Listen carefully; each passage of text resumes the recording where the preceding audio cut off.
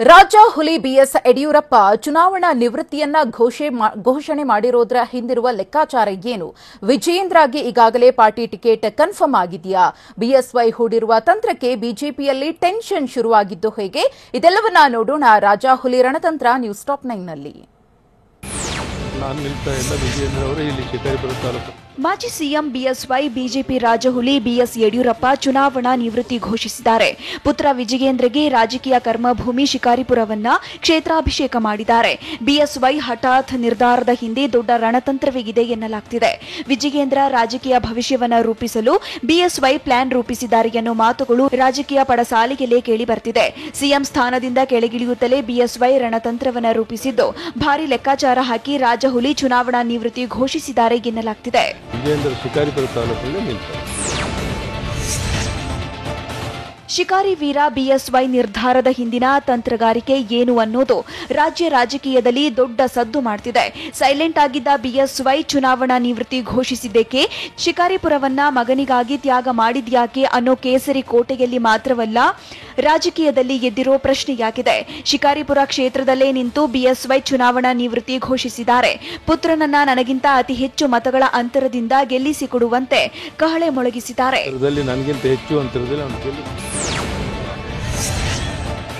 ವಿಜಯೇಂದ್ರ ಭವಿಷ್ಯ ರೂಪಿಸಲು ಮಾಜಿ ಸಿಎಂ ಬಿಎಸ್ವೈ ದಾಳ ಉರುಳಿಸಿದ್ದಾರೆ ಎನ್ನಲಾಗ್ತಿದೆ. 2018ರಲ್ಲಿ ವಿಜಯೇಂದ್ರಗೆ ವರುಣ ಕ್ಷೇತ್ರ ಕೈತಪ್ಪಿತ್ತು. ಸಿಎಂ ಬಸವರಾಜ ಬೊಮ್ಮಾಯಿ ಸಂಪುಟದಲ್ಲೂ ಮಗನಿಗೆ ಮಂತ್ರಿಗಿರಿ ಸಿಗಲಿಲ್ಲ. ಅಲ್ಲದೆ ಮಗನ ಮೇಲ್ಮನೆ ಪ್ರವೇಶ ಅಂದ್ರೆ ವಿಧಾನ ಪರಿಷತ್ಗೆ ಕಳಿಸುವುದಕ್ಕೆ ಮಾಡಿದ ಪ್ರಯತ್ನಗಳು ವಿಫಲವಾಗಿತ್ತು. ರಾಜ್ಯ ಪ್ರಧಾನ ಕಾರ್ಯದರ್ಶಿ ಹುದ್ದೆಯೂ ಬಿವೈವಿಗೆ ಸಿಗಲಿಲ್ಲ.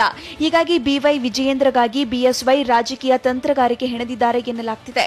ಬಹಿರಂಗವಾಗಿ ನಿವೃತ್ತಿ ಘೋಷಿಸಿ ಹೈಕಮಾಂಡ್ಗೆ ಸ್ಪಷ್ಟ ಸಂದೇಶ ರವಾನಿಸಿದ್ದಾರೆ ಎನ್ನುವ ಮಾತುಗಳು ಕೇಳಿ ಬರ್ತಿದೆ.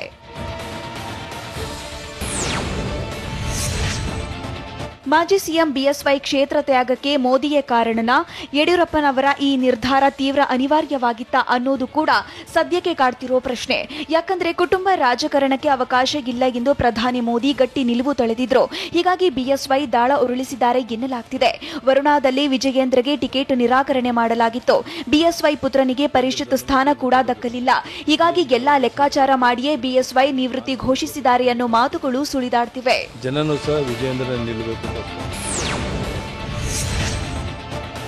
ರಾಜಹುಲಿ ಪದತ್ಯಾಗದ ಬಳಿಕ ಮುಂದಿನ ನಡೆಯೇನು ಅನ್ನೋದು ರಾಜ್ಯ ರಾಜಕೀಯದಲ್ಲಿ ಅಭಿಮಾನಿಗಳನ್ನ ಕಾಡ್ತಿದೆ. ಪಕ್ಷದಲ್ಲಿ ಮಾರ್ಗದರ್ಶಕರಾಗಿ ಇರ್ತಾರಾ ಅಥವಾ ಬಿಎಸ್ವೈ ಸಕ್ರಿಯ ರಾಜಕಾರಣದ ಭವಿಷ್ಯ ಹೇಗಿರಲಿದೆ ಅನ್ನೋದು ಕುತೂಹಲ ಮೂಡಿಸಿದೆ. ಈಗಾಗಲೇ ಮಾಜಿ ಸಿಎಂ ಬಿಎಸ್ವೈ ಹೇಳಿರುವಂತೆಯೇ ನಾನು ರಾಜ್ಯ ಪ್ರವಾಸವನ್ನ ಮಾಡಿ ಬಿಜೆಪಿಯತ್ತ ಮತ್ತೆ ಅಧಿಕಾರಕ್ಕೆ ತರ್ತೇನೆ ಎಂದಿದ್ದಾರೆ. ಸಿಎಂ ಸ್ಥಾನಕ್ಕೆ ರಾಜೀನಾಮೆ ಘೋಷಣೆ ಮಾಡಿದ ಟೈಮ್ನಲ್ಲಿ ಮಾಜಿ ಸಿಎಂ ಬಿಎಸ್ವೈ ಇದೇ ಮಾತುಗಳನ್ನಾಡಿದ್ರು. ಬಿಎಸ್ವೈ ಮುಂದಿನ ನಡೆ ಏನು ಅನ್ನೋದು ಇನ್ನು ಸಸ್ಪೆನ್ಸ್ ಆಗಿಯೇ ಉಳಿದಿದೆ.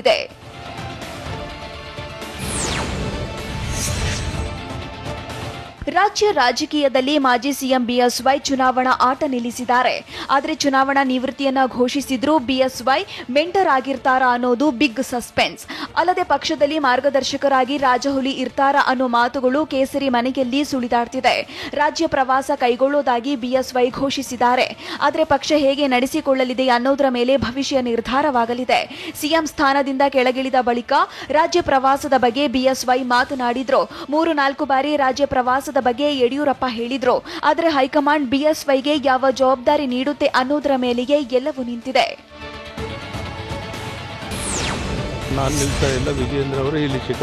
ಶಿಕಾರಿಪುರ ವಿಧಾನಸಭೆ ಕ್ಷೇತ್ರಕ್ಕೆ ಪುತ್ರ ವಿಜಯೇಂದ್ರ ಹೆಸರನ್ನ ಬಿಎಸ್ವೈ ಘೋಷಣೆ ಮಾಡಿದ ತಕ್ಷಣ ಟಿಕೆಟ್ ಸಿಕ್ಕೇ ಬಿಡುತ್ತಾ ಅನ್ನೋದು ಸದ್ಯ ಆಗ್ತಿರೋ ಚರ್ಚೆ. ಆದರೆ 2018ರಲ್ಲಿ ವರುಣ ಕ್ಷೇತ್ರದಿಂದ ವಿಜಯೇಂದ್ರ ಸ್ಪರ್ಧಿಸುತ್ತಾರೆ ಎನ್ನಲಾಗಿತ್ತು.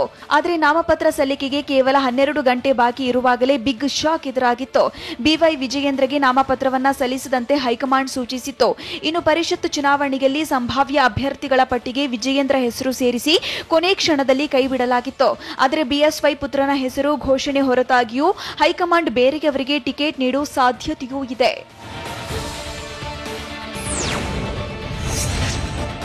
2023ರ ವಿಧಾನಸಭೆ ಚುನಾವಣೆಯಲ್ಲಿ ಶಿಕಾರಿಪುರದಿಂದ ಪುತ್ರನ ಸ್ಪರ್ಧೆ ಬಗ್ಗೆ ಬಿಎಸ್ವೈ ಬಹಿರಂಗವಾಗಿಯೇ ಘೋಷಿಸಿದ್ದಾರೆ.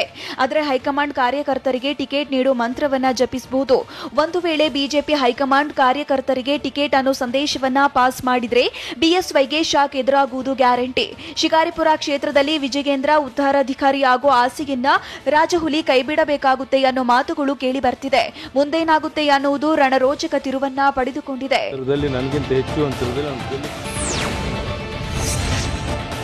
ಮಾಜಿ ಸಿಎಂ ಬಿಎಸ್ವೈ ಚುನಾವಣಾ ನಿವೃತ್ತಿ ಘೋಷಿಸಿರುವುದು ರಾಜ್ಯ ಬಿಜೆಪಿಯಲ್ಲಿ ದೊಡ್ಡ ಸಂಚಲನ ಸೃಷ್ಟಿಸಿದೆ. ಬಿಎಸ್ವೈ ಗುಡ್ ಬೈ ಹೇಳಿರುವುದು ಕೆಲ ಬಿಜೆಪಿ ಅತಿರಥರಿಗೆ ಟೆನ್ಷನ್ ಜೊತೆಗೆ ಡವಡವ ಶುರುವಾಗಿದೆ. ರಾಜಹುಲಿ ರಾಜಕೀಯ ಯುಗಾಂತ್ಯದಿಂದ ಹಿರಿಯರಿಗೆ ಟೆನ್ಷನ್ ತಂದೊಡ್ಡಿದೆ. 2023ರಲ್ಲಿ ವಯಸ್ಸಿನ ಕಾರಣದಿಂದ ಟಿಕೆಟ್ ಕೈತಪ್ಪುವ ಭೀತಿ ಎದುರಾಗಿದೆ. ಯಡಿಯೂರಪ್ಪಗೆ ವಯಸ್ಸಾದರೂ 2023ರಲ್ಲಿ ಟಿಕೆಟ್ ಸಿಕ್ಕಿದ್ರೆ ತಾವು ಪಕ್ಷದಲ್ಲಿ ಟಿಕೆಟ್ ಗಿಟ್ಟಿಸಿಕೊಳ್ಳಬಹುದೆಂದು ಲೆಕ್ಕ ಹಾಕಿದವರಿಗೆ ಶಾಕ್ ಆಗಿದೆ. ಬಿಎಸ್ವೈ ಸ್ಪರ್ಧಿಸಿದ್ರೆ ತಮಗೂ ಟಿಕೆಟ್ ಡೌಟ್ ಅನ್ನೋ ಭೀತಿ ಎದುರಾಗಿದೆ. 2023ಕ್ಕೆ 75 ವರ್ಷ ದಾಟುವ ಹಿರಿಯ ನಾಯಕರಿಗೆ ಆತಂಕ ಕಾಡ್ತಿದೆ. ಬಿಎಸ್ವೈ ಚುನಾವಣಾ ನಿವೃತ್ತಿಯನ್ನ ಘೋಷಣೆ ಮಾಡಿದ್ದಕ್ಕೆ ಆಂತರಿಕ ಅಸಮಾಧಾನ ಸ್ಫೋಟಗೊಂಡಿದ್ದು ಹೇಗೆ? ಸಿದ್ದರಾಮೋತ್ಸವಕ್ಕೆ ಟಕ್ಕರ್ ಕೊಡೋದಕ್ಕೆ ಬಿಜೆಪಿ ಹೂಡಿದ ಅಸ್ತ್ರವೇನು? ಈಶ್ವರಪ್ಪನವರಿಗೆ ಮರಳಿ ಮಂತ್ರಿಗಿರಿ ಸಿಗೋದು ಪಕ್ಕಾನಾ? ನೋಡೋಣ ಬೆಂಗಳೂರು ನ್ಯೂಸ್ ಟಾಪ್ 9ನಲ್ಲಿ. ಮಾಜಿ ಸಿಎಂ ಬಿಎಸ್ವೈ ಚುನಾವಣಾ ನಿವೃತ್ತಿ ಘೋಷಿಸಿರುವುದು ಕೇಸರಿ ಮನೆಯಲ್ಲಿ ಕಂಪನ ಎಬ್ಬಿಸಿದೆ. ಬಿಎಸ್ವೈ ನಿರ್ಧಾರಕ್ಕೆ ಸ್ವಪಕ್ಷೀಯರಲ್ಲಿ ಆಕ್ಷೇಪ ವ್ಯಕ್ತವಾಗಿದೆ. ಯಡಿಯೂರಪ್ಪ ಹೇಳಿಕೆಗೆ ಆಂತರಿಕ ವಿರೋಧ ಕೂಡ ಈಗ ಎದ್ದಿದೆ. ರಾಜಹುಲಿ ಹೇಳಿಕೆಗೆ ಪಕ್ಷದಲ್ಲೇ ಭಿನ್ನಮತ ಸ್ಫೋಟಗೊಂಡಿದೆ. ಬಿಜೆಪಿಗರು ಬಿಎಸ್ ಯಡಿಯೂರಪ್ಪ ವಿರುದ್ಧ ಮುನಿಸಿಕೊಂಡಿದ್ದಾರೆ ಎನ್ನಲಾಗುತ್ತಿದೆ. ರಾಜಕೀಯ ಕರ್ಮಭೂಮಿಯಲ್ಲಿ ನಿಂತು ಬಿಎಸ್ವೈ ಹಠಾತ್ ನಿರ್ಧಾರವನ್ನ ಘೋಷಿಸಿದ್ದು ಕೇಸರಿ ಕಲಿಗಳು ಶೇಕ್ ಆಗಿದ್ದಾರೆ.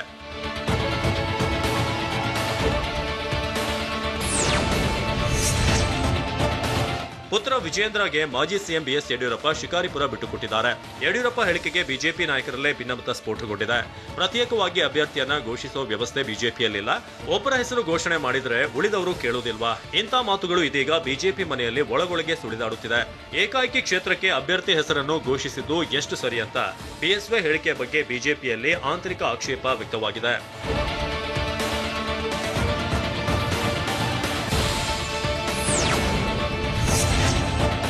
ರಾಜ್ಯ ರಾಜಕೀಯದಲ್ಲಿ ಬಿಎಸ್ವೈ ಚುನಾವಣಾ ನಿವೃತ್ತಿ ಘೋಷಿಸಿರುವ ಸುದ್ದಿ ದೊಡ್ಡ ಸಂಚಲನವನ್ನೇ ಸೃಷ್ಟಿಸಿದೆ. ಇತ್ತ ಸಿದ್ದರಾಮೋತ್ಸವದ ಆತಂಕ ಕಾಂಗ್ರೆಸ್ಗಷ್ಟೇ ಅಲ್ಲ, ಬಿಜೆಪಿ ನಾಯಕರನ್ನು ಭಾರಿ ಕಾಡುತ್ತಿದೆ. ಸಿದ್ದರಾಮೋತ್ಸವಕ್ಕೆ ಬಿಜೆಪಿ ತಲೆಕೆಡಿಸಿಕೊಂಡಿದೆ. ಆಡಳಿತ ಪಕ್ಷಕ್ಕೂ ಸಿದ್ದು ಉತ್ಸವದ ಟೆನ್ಷನ್ ಶುರುವಾಗಿದೆ. ಬಿಜೆಪಿಗೆ ಸಮುದಾಯದ ವೋಟ್ ಕೈತಪ್ಪುವ ಭೀತಿ ಎದುರಾಗಿದೆ. ಸಿದ್ದರಾಮೋತ್ಸವ ವಿರುದ್ಧ ಬಿಜೆಪಿ ಹೊಸ ಪ್ಲಾನ್ ಮಾಡಿದೆಯಂತೆ. ಕಾಂಗ್ರೆಸ್ಗೆ ಬಿಗ್ ಟಕ್ಕರ್ ಕೊಡೋದಕ್ಕೆ ಕೇಸರಿ ಕಲಿಗಳು ಒಳಗೊಳಗೆ ರಣತಂತ್ರ ರೂಪಿಸಿದ್ದಾರೆ ಎನ್ನಲಾಗ್ತಿದೆ.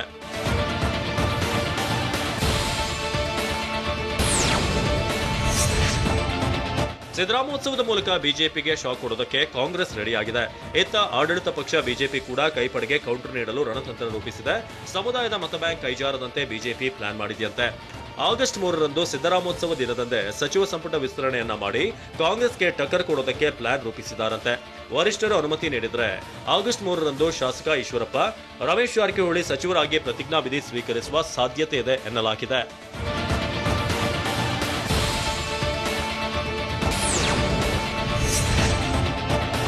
ಕಾಂಗ್ರೆಸ್ ನಾಯಕರು ಸಿದ್ದರಾಮೋತ್ಸವ ಆಚರಿಸುವ ಮೂಲಕ ಶಕ್ತಿ ಪ್ರದರ್ಶನಕ್ಕೆ ಸಜ್ಜಾಗಿದ್ದಾರೆ. ಸಿದ್ದರಾಮೋತ್ಸವಕ್ಕೆ ಖಡಕ್ ಟಕ್ಕರ್ ಕೊಡೋದಕ್ಕೆ ಬಿಜೆಪಿ ಮಾಸ್ಟರ್ ಪ್ಲಾನ್ ಮಾಡಿದೆ.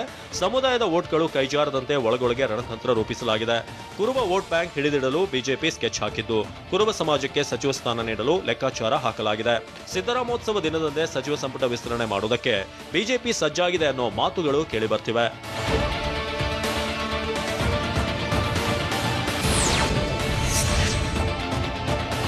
ಸ್ವಾತಂತ್ರ್ಯೋತ್ಸವದ ಅಮೃತ ಮಹೋತ್ಸವ ಅಂಗವಾಗಿ ಬಿಬಿಎಂಪಿಗೆ 2 ಲಕ್ಷ ರಾಷ್ಟ್ರಧ್ವಜಗಳ ಹಸ್ತಾಂತರವಾಗಿದೆ. ಆಗಸ್ಟ್ 8ರಿಂದ 17ರವರೆಗೆ ಹರ್ ಘರ್ ತಿರಂಗ ಅಭಿಯಾನ ನಡೆಯಲಿದೆ.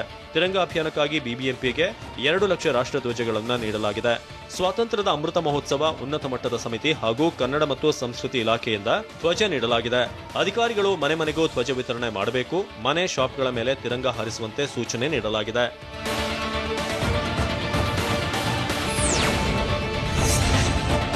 ಬೆಂಗಳೂರಿನಲ್ಲಿ ಟಿಟಿ ವಾಹನ ಡಿಕ್ಕಿಯಾಗಿ 2 ಕಾರು 5ಕ್ಕೂ ಹೆಚ್ಚು ಬೈಕ್ಗಳಿಗೆ ಹಾನಿಯಾಗಿದೆ. ಯಶವಂತಪುರದ ಮತ್ತಿಕೆರೆಯಲ್ಲಿ ಈ ಘಟನೆ ಸಂಭವಿಸಿದೆ.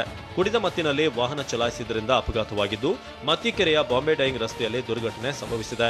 ಟಿಟಿ ವಾಹನದ ಚಾಲಕನಿಗೆ ಸ್ಥಳೀಯರು ಫುಲ್ ತರಾಟೆ ತೆಗೆದುಕೊಂಡಿದ್ದಾರೆ. ಯಶವಂತಪುರ ಸಂಚಾರಿ ಪೊಲೀಸ್ ಠಾಣಾ ವ್ಯಾಪ್ತಿಯಲ್ಲಿ ಕೇಸ್ ದಾಖಲಾಗಿದೆ.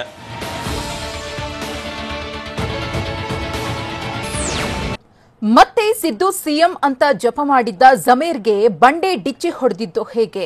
ಕೊಡಗಿನಲ್ಲಿ ಮಳೆ ನಿಂತರೂ ಜನರಿಗೆ ಎದುರಾದ ಆಘಾತ ಏನು? ರಸ್ತೆಯಲ್ಲಿ ಮೋಜು ಮಸ್ತಿ ಮಾಡ್ತಾ ಇದ್ದ ಪುಂಡರಿಗೆ ಎಸ್ಪಿ ವಾರ್ನ್ ಮಾಡಿದ್ದು ಎಲ್ಲಿ? ಇದೆಲ್ಲವನ್ನ ನೋಡೋಣ ಕರ್ನಾಟಕ ನ್ಯೂಸ್ ಟಾಪ್ 9ನಲ್ಲಿ. ಕಾಂಗ್ರೆಸ್ ಮನೆಯಲ್ಲಿ ಸಿಎಂ ಕುರ್ಚಿಗೋಸ್ಕರ ಕಾಳಗ ಜೋರಾಗಿದೆ. ಮಾಜಿ ಸಿಎಂ ಸಿದ್ದರಾಮಯ್ಯ ಮತ್ತು ಡಿಕೆಶಿ ಬಣದ ನಡುವೆ ಬಿಗ್ ಫೈಟ್ ನಡೆಯುತ್ತಿದೆ. ಇತ್ತ ಸಿದ್ದರಾಮಯ್ಯನವರೇ ಮತ್ತೆ ಮುಖ್ಯಮಂತ್ರಿ ಆಗಬೇಕು ಎಂದಿದ್ದ ಕೈ ಶಾಸಕ ಜಮೀರ್ ಅಹಮದ್ಗೆ ಡಿಕೆಶಿ ಡಿಚ್ಚಿ ಹೊಡೆದಿದ್ದಾರೆ. ಮೊದಲು ಪಕ್ಷವನ್ನ ಅಧಿಕಾರಕ್ಕೆ ತರುವ ಕೆಲಸ ಮಾಡಿ, ನಿಮ್ಮ ಸಮುದಾಯಗಳನ್ನ ಕಾಂಗ್ರೆಸ್ನತ್ತ ಸೆಳೆಯಿರಿ, ವ್ಯಕ್ತಿ ಪೂಜೆ ಬಿಟ್ಟು ಪಕ್ಷಕ್ಕಾಗಿ ಕೆಲಸ ಮಾಡಿ ಅಂತ ಡಿಕೆಶಿ ಸೂಚಿಸಿದ್ದಾರೆ. ಎಲ್ಲ ಶಾಸಕರು ಕೂಡ ಮುಖ್ಯಮಂತ್ರಿ ಅಭ್ಯರ್ಥಿಯೇ ಅಂತ ಬೆಂಗಳೂರಿನಲ್ಲಿ ಕೆಪಿಸಿಸಿ ಅಧ್ಯಕ್ಷ ಡಿಕೆ ಶಿವಕುಮಾರ್ ತಿಳಿಸಿದ್ದಾರೆ. ಪಾರ್ಟಿ ಅಧಿಕಾರಕ್ಕೆ ತೆಗೆದುಕೊಂಡು ಬನ್ನಿ. ಸಿದ್ದರಾಮಯ್ಯ ಸಿಎಂ ಆಗಲಿ ಎಂಬ ಜಮೀರ್ ಹೇಳಿಕೆಗೆ ಕೆಪಿಸಿಸಿ ಅಧ್ಯಕ್ಷ ಗರಂ ಆಗಿದ್ದಾರೆ. ನನ್ನ ಸಮನಾಗಿ ಮಾತನಾಡುವವರು ಇದ್ದಾರೆ, ಮಾತನಾಡ್ತೇನೆ ಅಂತ ಶಾಸಕ ಜಮೀರ್ ಅಹಮದ್ಗೆ ಬೆಂಗಳೂರಿನಲ್ಲಿ ಕೆಪಿಸಿಸಿ ಅಧ್ಯಕ್ಷ ಡಿಕೆ ಶಿವಕುಮಾರ್ ಟಾಂಗ್ ಕೊಟ್ಟರು. ಬಾಯಿ ಮುಚ್ಚಿಕೊಂಡು ಕೆಲಸವನ್ನ ಮಾಡಬೇಕು. I am telling every one, ನಿಮ್ಮ ಸಮುದಾಯಗಳನ್ನ ಸೆಳೆಯಿರಿ, ವ್ಯಕ್ತಿ ಪೂಜೆ ಬಿಟ್ಟು ಪಕ್ಷಕ್ಕಾಗಿ ಕೆಲಸವನ್ನ ಮಾಡಿ ಅಂತ ಜಮೀರ್ಗೆ ಡಿಕೆಶಿ ನೇರವಾಗಿಯೇ ಎಚ್ಚರಿಕೆ ರವಾನಿಸಿದ್ದಾರೆ. ಬಾಯಿ ಮುಚ್ಚಿಕೊಂಡು ಮಾಡಬೇಕು. ಮಂಜಿನ ನಗರಿ ಕೊಡಗಿನಲ್ಲಿ ಮಳೆ ನಿಂತರೂ ಭೂಕುಸಿತ ಮಾತ್ರ ನಿಂತಿಲ್ಲ. ಜನರು ನಿದ್ದೆಯಲ್ಲೂ ಬೆಚ್ಚಿ ಬೀಳುವಂತಹ ಪರಿಸ್ಥಿತಿ ಇದೀಗ ನಿರ್ಮಾಣವಾಗಿದೆ. ಮಡಿಕೇರಿ ತಾಲೂಕಿನ ಮದೆನಾಡು ಸಮೀಪದ ಬೆಟ್ಟದಲ್ಲಿ ಭೂಮಿ ಕುಸಿದಿದ್ದು, ಗುಡ್ಡದ ಭೂತದ ಆತಂಕ ಹೆಜ್ಜೆಗೂ ಹೆಚ್ಚಾಗಿದೆ. ಸೀಮೆ ಹುಲ್ಲುಕಜೆ ಬೆಟ್ಟದಲ್ಲಿ ಭೂಕುಸಿತವಾಗಿ ಆತಂಕ ಮತ್ತಷ್ಟು ಮನೆ ಮಾಡಿದೆ. ಭಾರೀ ಶಬ್ದದೊಂದಿಗೆ ಕೆಸರು ರಾಶಿ ಕೊಚ್ಚಿ ಬಂದಿದೆ. ಹೀಗಾಗಿ ಮಳೆ ಆರ್ಭಟ ತಗ್ಗಿದ್ರೂ ಅವಾಂತರ ಮಾತ್ರ ಕಡಿಮೆ ಆಗಿಲ್ಲ ಅಂತ ಕೊಡಗು ಜನ ಕಂಗಾಲಾಗಿ ಕೂತಿದ್ದಾರೆ. ಕೊಡಗಿನಲ್ಲಿ ವರುಣರಾಯ ಕೊಟ್ಟಿರುವ ಶಾಕ್ಗೆ ಜನ ವಿಲವಿಲ ಅಂತಿದ್ದಾರೆ. ಮಳೆ ಆರ್ಭಟ ನಿಂತರೂ ಜನರಿಗೆ ಕಣ್ಣೀರ ಪ್ರವಾಹ ಸೃಷ್ಟಿಯಾಗಿದೆ.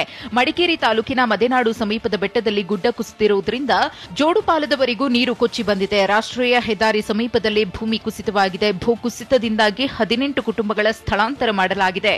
ಮದೆನಾಡು, ಜೋಡುಪಾಲ, ಮೊಣ್ಣಂಗೇರಿಯಲ್ಲಿ ಜನರು ಆತಂಕದಲ್ಲೇ ಕಾಲ ಕಳೆಯುವಂತಾಗಿದೆ.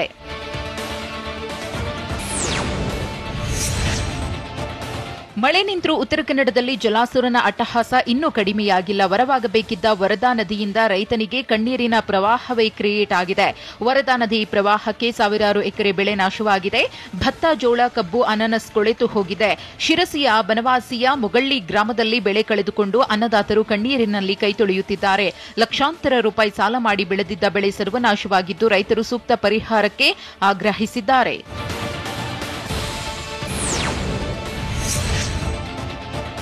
ಚಿಕ್ಕಮಗಳೂರಿನಲ್ಲಿ ಬಾಂಗ್ಲಾದೇಶದ 4 ಪ್ರಜೆಗಳು ಪತ್ತೆಯಾಗಿದ್ದಾರೆ. ಕಳೆದ 3 ವರ್ಷಗಳಿಂದ ಅಕ್ರಮವಾಗಿ ವಾಸ ಮಾಡ್ತಾ ಇದ್ದ 4ರನ್ನ ಬಂಧಿಸಲಾಗಿದೆ. ಅಬ್ದುಲ್, ರಹುಲ್, ಮೊಮಿನ್ ಅಲಿ ಮತ್ತು ಸಲೀಂ ಬಂಧಿತರು. ಇನ್ನು ಎನ್ಆರ್ಪುರ ತಾಲೂಕಿನ ಸಿಮ್ಸೆಬೋವಿ ಕಾಲೋನಿಯಲ್ಲಿ ಅಕ್ರಮವಾಗಿ 4 ನೆಲೆಸಿದ್ರಂತೆ. ಖಚಿತ ಮಾಹಿತಿಯ ಮೇರೆಗೆ ಪೊಲೀಸರು ದಾಳಿ ನಡೆಸಿ ಬಂಧಿಸಿದ್ದಾರೆ. ದಾಖಲೆಗಳಿಂದ ಬಾಂಗ್ಲಾದೇಶದ ಪ್ರಜೆಗಳು ಅನ್ನೋದು ಖಚಿತವಾಗಿದೆ. ಪಶ್ಚಿಮ ಬಂಗಾಳದ ಮೂಲಕ ಕೂಲಿ ಕೆಲಸಕ್ಕೋಸ್ಕರ ಭಾರತಕ್ಕೆ ಆಗಮಿಸಿದ್ದು, ಎನ್ಆರ್ಪುರ ಪೊಲೀಸರು ಬಂಧಿತ ಆರೋಪಿಗಳ ವಿಚಾರಣೆ ನಡೆಸಿದ್ದಾರೆ.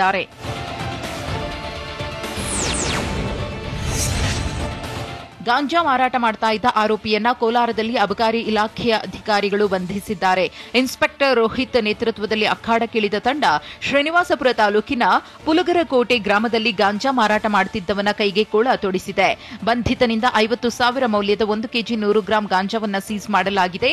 ಈ ಐನಾತಿ ಆಂಧ್ರದಿಂದ ಗಾಂಜಾ ತಂದು ಇಲ್ಲಿ ಮಾರಾಟ ಮಾಡುತ್ತಿದ್ದ. ಖಚಿತ ಮಾಹಿತಿಯ ಮೇರೆಗೆ ದಾಳಿ ಮಾಡಿದ ಅಧಿಕಾರಿಗಳು ಆರೋಪಿಯನ್ನ ಲಾಕ್ ಮಾಡಿದ್ದಾರೆ.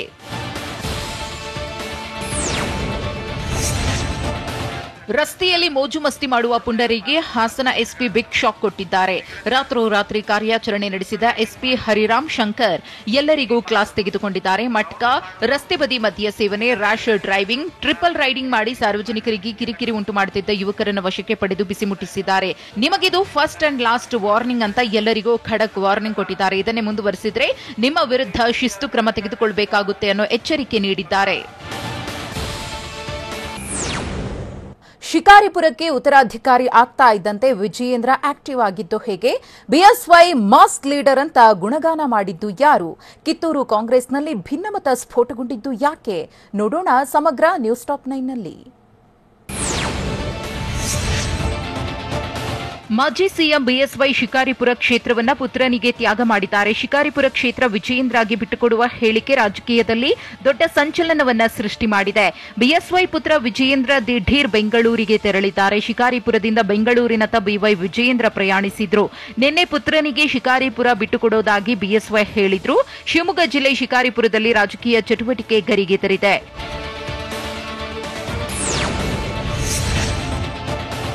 ಸ್ವಕ್ಷೇತ್ರವನ್ನು ಮಗನಿಗೆ ಬಿಟ್ಟುಕೊಡುವ ಬಗ್ಗೆ ಬಿಎಸ್ವೈ ನೀಡಿರುವ ಹೇಳಿಕೆ ರಾಜ್ಯ ರಾಜಕೀಯದಲ್ಲಿ ಕಂಪನ ಸೃಷ್ಟಿಸಿದೆ.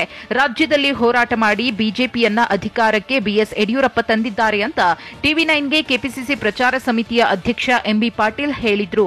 ಅಧಿಕಾರಕ್ಕೆ ಬಂದ ಬಳಿಕ ಬಿಎಸ್ವೈರನ್ನ ಮೂಲೆ ಗುಂಪು ಮಾಡಿದ್ದಾರೆ. ಪೂರ್ಣಾವಧಿಯ ಅಧಿಕಾರ ಮಾಡಲು ಬಿಎಸ್ವೈಗೆ ಅವಕಾಶ ಕೊಡಬೇಕಿತ್ತು. ದಕ್ಷಿಣ ಭಾರತದಲ್ಲಿ ಬಿಜೆಪಿ ಅಧಿಕಾರಕ್ಕೆ ಬರಲು ಬಿಎಸ್ವೈ ಕಾರಣ. ಕೆಳಮಟ್ಟದಿಂದ ಹೋರಾಟ ಮಾಡಿ ಪಕ್ಷ ಸಂಘಟನೆ ಮಾಡಿದ್ದಾರೆ. ಬಿಎಸ್ವೈ ಮಾಸ್ ಲೀಡರ್ ಅಂತ ಟಿವಿ9ಗೆ ಕೆಪಿಸಿಸಿ ಪ್ರಚಾರ ಸಮಿತಿಯ ಅಧ್ಯಕ್ಷ ಎಂಬಿ ಪಾಟೀಲ್ ತಿಳಿಸಿದ್ರು.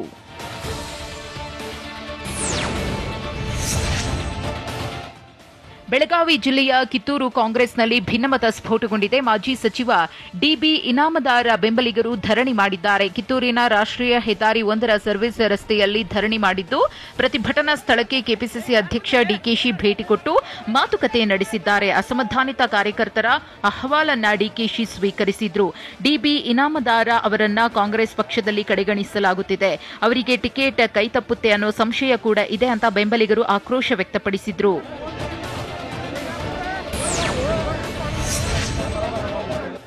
ಬೆಳಗಾವಿ ಜಿಲ್ಲೆಯ ಕಿತ್ತೂರು ಕಾಂಗ್ರೆಸ್ನಲ್ಲಿ ವ್ಯಕ್ತಿ ಪೂಜೆ ನಡೀತಿದೆ ಅಂತ ಡಿಬಿ ಇನಾಮದಾರ ಬೆಂಬಲಿಗರು ಆಕ್ರೋಶ ವ್ಯಕ್ತಪಡಿಸಿದ್ದಾರೆ. ಇದೀಗ ಟಿಕೆಟ್ ಹಂಚಿಕೆ ಕುರಿತು ಸಮಿತಿ ಮಾಡಿ ಸರಿಪಡಿಸುವೆ ಅಂತ ಡಿಕೆಶಿ ಭರವಸೆ ನೀಡಿದ್ದಾರೆ. ಮಾಜಿ ಸಚಿವ ವಿನಯ್ ಕುಲಕರ್ಣಿ ನೇತೃತ್ವದಲ್ಲಿ ಸಮಿತಿ ರಚನೆ ಮಾಡಿ ಏನೇ ಸಮಸ್ಯೆ ಮತ್ತು ಅಸಮಾಧಾನ ಇದ್ದರೂ ಬಗೆಹರಿಸುತ್ತೇನೆ.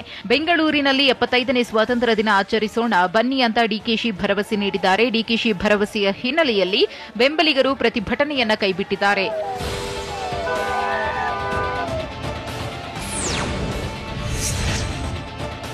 ಕಿಡ್ನಾಪ್ ಮಾಡಿ 20 ಲಕ್ಷ ಹಣ ಕದ್ದಿದ್ದ 7 ಮಂದಿ ಆರೋಪಿಗಳನ್ನು ವಿಜಯನಗರ ಜಿಲ್ಲೆಯ ಪೊಲೀಸರು ಬಂಧಿಸಿದ್ದಾರೆ.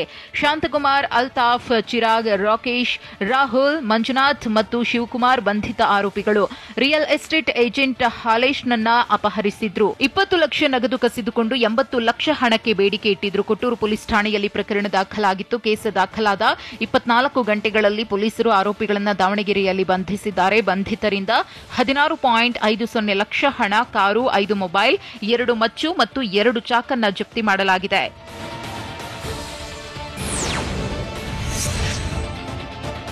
ಕಾರಿನ ಗ್ಲಾಸ್ ಅನ್ನು ಒಡೆದು 4.5 ಲಕ್ಷ ನಗದು ಕದ್ದೊಯ್ದಿರುವ ಘಟನೆ ಬೆಂಗಳೂರಿನಲ್ಲಿ ನಡೆದಿದೆ. ಬೆಂಗಳೂರಿನ ಪೊಲೀಸ್ ಕಮಿಷನರ್ ಕಚೇರಿಯ ಬಳಿ ಘಟನೆ ನಡೆದಿದ್ದು, ಲಕ್ಷ್ಮೀಶ್ ಎಂಬುವರ ಕಾರ್ ಗ್ಲಾಸ್ ಒಡೆದು ದರೋಡೆ ಮಾಡಲಾಗಿದೆ. ಮನೆ ಸಾಲದ ಇಎಂಐ ಅನ್ನು ಕಟ್ಟೋದಕ್ಕೆ ಹಣ ತಂದಿದ್ರು. ಬ್ಯಾಂಕ್ನಿಂದ 2 ಬೈಕ್ಗಳಲ್ಲಿ ಫಾಲೋ ಮಾಡಿದ್ದ ಕಳ್ಳರು ಹಣ ದೋಚಿ ಒನ್ ವೇನಲ್ಲಿ ಬೈಕ್ ನುಗ್ಗಿಸಿಕೊಂಡು ಎಸ್ಕೇಪ್ ಆಗಿದ್ದಾರೆ. ದರೋಡೆಕೋರರ ಕೃತ್ಯ ಸಿಸಿ ಕ್ಯಾಮೆರಾದಲ್ಲಿ ಸೆರೆಯಾಗಿದೆ.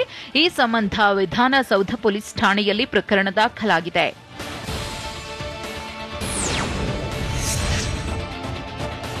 ಮನೆ ಕಳ್ಳತನ ಮತ್ತು ಬೈಕ್ ಕಳ್ಳತನ ಮಾಡ್ತಾ ಇದ್ದ 2 ಆರೋಪಿಗಳನ್ನು ಗುಬ್ಬಿಯ ಸಿಎಸ್ಪುರ ಪೊಲೀಸರು ಬಂಧಿಸಿದ್ದಾರೆ. ಸೀಗೆಹಳ್ಳಿ ಗ್ರಾಮದ ಗಿರೀಶ್, ಚಿನ್ನಾಯಕನ್ನ ಪಾಳ್ಯದ ಗೋವಿಂದರಾಜು ಬಂಧಿತ ಆರೋಪಿಗಳಾಗಿದ್ದು, ಸುತ್ತಮುತ್ತಲಿನ ಹಳ್ಳಿಗಳಲ್ಲಿ ಮನೆಗಳನ್ನು ಟಾರ್ಗೆಟ್ ಮಾಡಿ ಚಿನ್ನಾಭರಣ, ನಗದು ದೋಚುತ್ತಾ ಇದ್ರು.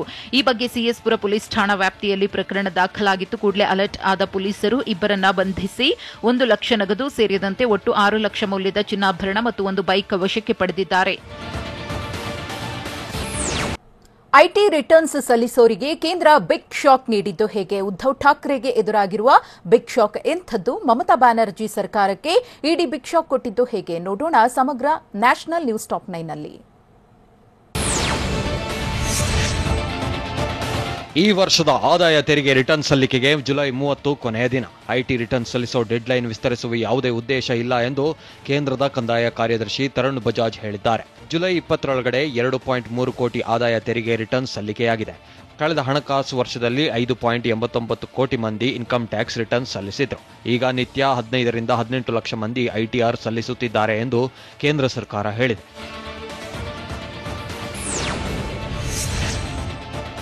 ಶಿವಸೇನೆ ಪಕ್ಷದ ಹೆಸರು ಮತ್ತು ಚುನಾವಣಾ ಚಿಹ್ನೆ ವಿವಾದ ಈಗ ಕೇಂದ್ರ ಚುನಾವಣಾ ಆಯೋಗದ ಮೆಟ್ಟಿಲೇರಿದೆ. ಮಾಜಿ ಸಿಎಂ ಉದ್ಧವ್ ಠಾಕ್ರೆ ಬಣ ಹಾಗೂ ಸಿಎಂ ಏಕನಾಥ್ ಶಿಂದೆ ಬಣಗಳಿಗೆ ಅಗ್ನಿ ಪರೀಕ್ಷೆ ಎದುರಾಗಿದೆ. ತಮಗೆ ಪಕ್ಷದಲ್ಲಿ ಬಹುಮತ ಇದೆ ಎನ್ನುವುದನ್ನು ಸಾಬೀತುಪಡಿಸುವ ದಾಖಲೆ ಸಲ್ಲಿಸಿ, ಅಲ್ಲದೆ ಸೂಕ್ತ ಸಾಕ್ಷ್ಯಗಳನ್ನು ಲಿಖಿತ ಹೇಳಿಕೆಯೊಂದಿಗೆ ಆಗಸ್ಟ್ 8ರ ಒಳಗಡೆ ಸಲ್ಲಿಸಬೇಕೆಂದು ಕೇಂದ್ರ ಚುನಾವಣಾ ಆಯೋಗ ಸೂಚಿಸಿದೆ.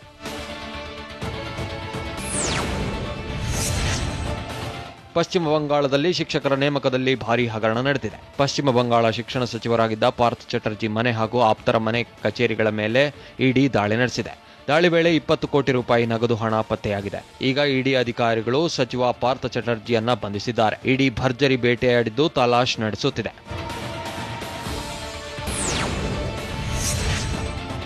ಇಡಿ ಅಧಿಕಾರಿಗಳು ಪಶ್ಚಿಮ ಬಂಗಾಳದಲ್ಲಿ ನಿನ್ನೆ ಸಚಿವ ಪಾರ್ಥ್ ಚಟರ್ಜಿ ಆಪ್ತೆ ಅರ್ಪಿತಾ ಮುಖರ್ಜಿ ಮನೆ ಮೇಲೆ ದಾಳಿ ನಡೆಸಿದರು. ಈ ವೇಳೆ ಅರ್ಪಿತಾ ಮುಖರ್ಜಿ ಮನೆಯಲ್ಲಿ 20 ಕೋಟಿ ರೂಪಾಯಿ ನಗದು ಹಣ ಸಿಕ್ಕಿದೆ. ಇದು ಟ್ರೇಲರ್ ಮಾತ್ರ, ಪಿಕ್ಚರ್ ಅಭಿ ಬಾಕಿ ಹೇ ಎಂದು ಪಶ್ಚಿಮ ಬಂಗಾಳದ ಬಿಜೆಪಿ ನಾಯಕ ಸುವೇಂದು ಅಧಿಕಾರಿ ಟ್ವೀಟ್ ಮಾಡಿದ್ದಾರೆ. ಈ ಮೂಲಕ ಇಡಿ ಅಧಿಕಾರಿಗಳು ಮಮತಾ ಬ್ಯಾನರ್ಜಿ ಆಪ್ತರಿಗೆ ಶಾಕ್ ನೀಡಬಹುದು.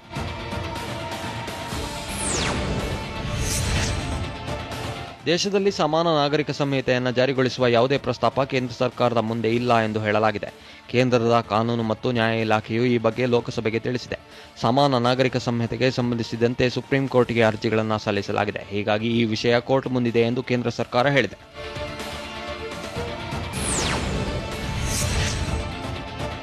ಮಹಾರಾಷ್ಟ್ರದಲ್ಲಿ ಈ ವರ್ಷದ H1N1 ಸೋಂಕಿನಿಂದ 7 ಮಂದಿ ಸಾವನ್ನಪ್ಪಿದ್ದಾರೆ. ಪುಣೆ, ಥಾಣೆಯಲ್ಲಿ ತಲಾ 2 ಸಾವನ್ನಪ್ಪಿದ್ದಾರೆ.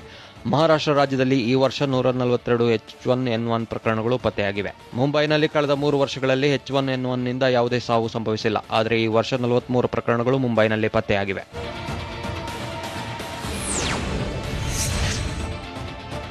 ರಷ್ಯಾ ಮತ್ತು ಉಕ್ರೇನ್ ನಡುವೆ ಯುದ್ಧ ಮುಂದುವರೆದಿದೆ. ಇದರ ನಡುವೆ ಎರಡೂ ದೇಶಗಳು ಈಗ ಆಹಾರ ಧಾನ್ಯ ರಫ್ತಿಗೆ ಪರಸ್ಪರ ಒಪ್ಪಂದಕ್ಕೆ ಸಹಿ ಹಾಕಿವೆ. ಈ ಒಪ್ಪಂದದ ಪ್ರಕಾರ ಉಕ್ರೇನ್ನ ಕಪ್ಪು ಸಮುದ್ರದ ಮೂಲಕ ಆಹಾರ ಧಾನ್ಯ ಸಾಗಾಟಕ್ಕೆ ಅವಕಾಶ ನೀಡಲಾಗುತ್ತೆ. ಇದರಿಂದ ಅಂತಾರಾಷ್ಟ್ರೀಯ ಮಟ್ಟದ ಆಹಾರ ಕೊರತೆಯ ಬಿಕ್ಕಟ್ಟು ಪರಿಹಾರವಾಗುವ ನಿರೀಕ್ಷೆ ಇದೆ. ಮಂಕಿಪಾಕ್ಸ್ ಸೋಂಕಿತ 90% ರೋಗಿಗಳು ಸಲಿಂಗಕಾಮಿಗಳು. ಮಂಕಿಪಾಕ್ಸ್ ಸೋಂಕಿತರ ಸರಾಸರಿ ವಯಸ್ಸು 38 ವರ್ಷ ಎಂದು ನ್ಯೂ ಇಂಗ್ಲೆಂಡ್ ಜರ್ನಲ್ ಆಫ್ ಮೆಡಿಸಿನ್ನಲ್ಲಿ ಲೇಖನದಲ್ಲಿ ಪ್ರಕಟವಾಗಿದೆ. ಮಂಕಿಪಾಕ್ಸ್ ರೋಗಿಗಳ ಪೈಕಿ 95% ಜನ ಲೈಂಗಿಕ ಸಂಬಂಧಗಳ ಸಮಯದಲ್ಲಿ ಸೋಂಕಿಗೊಳಗಾಗಿದ್ದಾರೆ ಎಂದು ಅಧ್ಯಯನ ವರದಿ ಹೇಳಿದೆ. ನ್ಯೂ ಇಂಗ್ಲೆಂಡ್ ಜರ್ನಲ್ ಆಫ್ ಮೆಡಿಸಿನ್ನಲ್ಲಿ ಪ್ರಕಟವಾದ ವರದಿ ಪ್ರಕಾರ ಏಪ್ರಿಲ್ 27 ಮತ್ತು ಜೂನ್ 24ರ ನಡುವೆ ಅಧ್ಯಯನ ನಡೆಸಲಾಗಿದೆ. ಮಂಕಿಪಾಕ್ಸ್ಗೆ ಒಳಗಾದ 528 ರೋಗಿಗಳನ್ನು ಅಧ್ಯಯನಕ್ಕೆ ಒಳಪಡಿಸಲಾಗಿತ್ತು. ಮಂಕಿಪಾಕ್ಸ್ಗೆ ಒಳಗಾದ ಎಲ್ಲ ರೋಗಿಗಳನ್ನು ಆಸ್ಪತ್ರೆಗೆ ದಾಖಲಿಸುವ ಅಗತ್ಯವಿಲ್ಲ. ಸಲಿಂಗಕಾಮಿ ಸಮುದಾಯದ ವಿರುದ್ಧ ತಪ್ಪು ಭಾವನೆ ಮೂಡಿಸುವ ಉದ್ದೇಶದಿಂದ ಅಧ್ಯಯನ ಮಾಡಿಲ್ಲ ಎಂದು ನ್ಯೂ ಇಂಗ್ಲೆಂಡ್ ಜರ್ನಲ್ ಆಫ್ ಮೆಡಿಸಿನ್ನ ವರದಿಯಲ್ಲಿ ಹೇಳಿದ್ದಾರೆ.